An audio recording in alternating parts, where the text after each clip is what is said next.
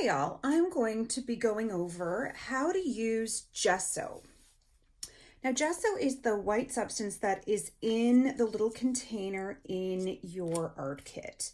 It's white, it looks like acrylic paint, but it's not. Gesso is used by artists to prime surfaces for painting. So basically it seals it and allows the media to sit on top of it versus absorbing into the surface. So if you're an artist and you're working on a canvas that's fabric, it'll seal the fabric so that the paint doesn't immediately get absorbed by the fabric. Now, you can also use it on paper or on magazine or on any other surface to seal it up so you can use media better on the surface. Now, keep in mind, your media is not going to absorb. So if you use watercolor on it, it's going to act a little bit different. So I encourage you guys to embrace the difference versus being like, yeah, it's not absorbing. What do I do? Find the way that everything works on gesso. So before you actually start on your gesso on your assignment, you might want to try using it, paint a little section on a page elsewhere in your sketchbook, and then practice with all your different media on it that you're going to use. So first off, this gesso has been sitting in this little container for a while, so it's gotten a little thicker. Some of the water has evaporated, so it's going to be really opaque, meaning when you first put it down, you're not going to be able to see through it. So I'm going to do just a quick, on your builder page, you do need to do some alterations initially, but you're welcome to use gesso as much as you want in your finished product, as much gesso as you have. So for example, on this circle, I'm going to use just the straight gesso. So it's kind of useless just to use gesso on your paper because really it's just white on white. So put gesso on one of your collage elements just so you can see how it covers the text. So that is gesso at full strength. So you can kind of see the letters through it, but not really.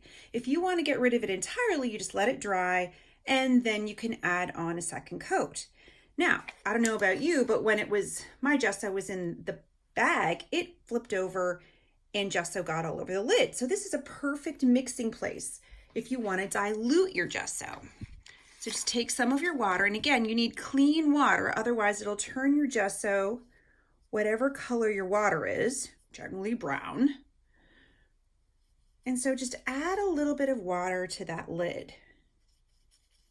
Now, if you add a lot of water, your gesso will get more transparent, and that is really helpful if you still want to see the text or the picture that you're putting down, but you just want to mute it a bit. You don't want it to be so strong.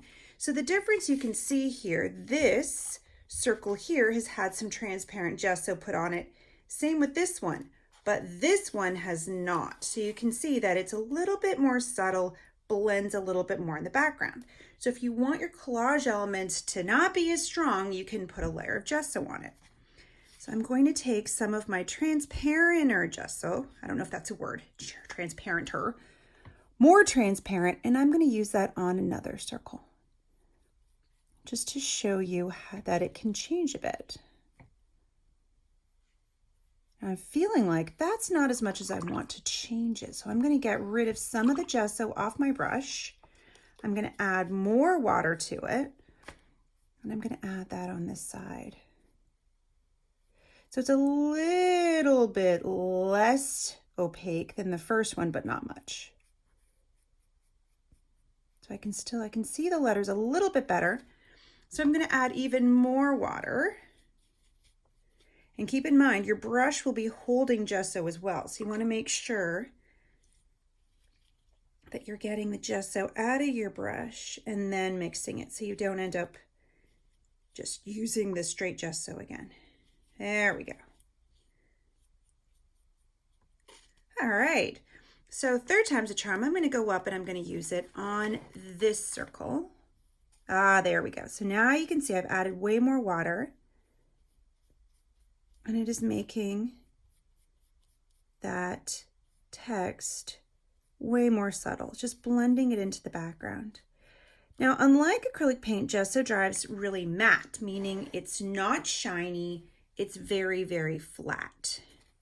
And it can also be used, so on shiny surfaces like your magazine, this is very hard to draw on with pencil. Sharpie, it's not bad. You can add a layer of gesso. I haven't glued this one down, but let's say it's on my page already. And you'll be able, once it dries, to draw on top of it.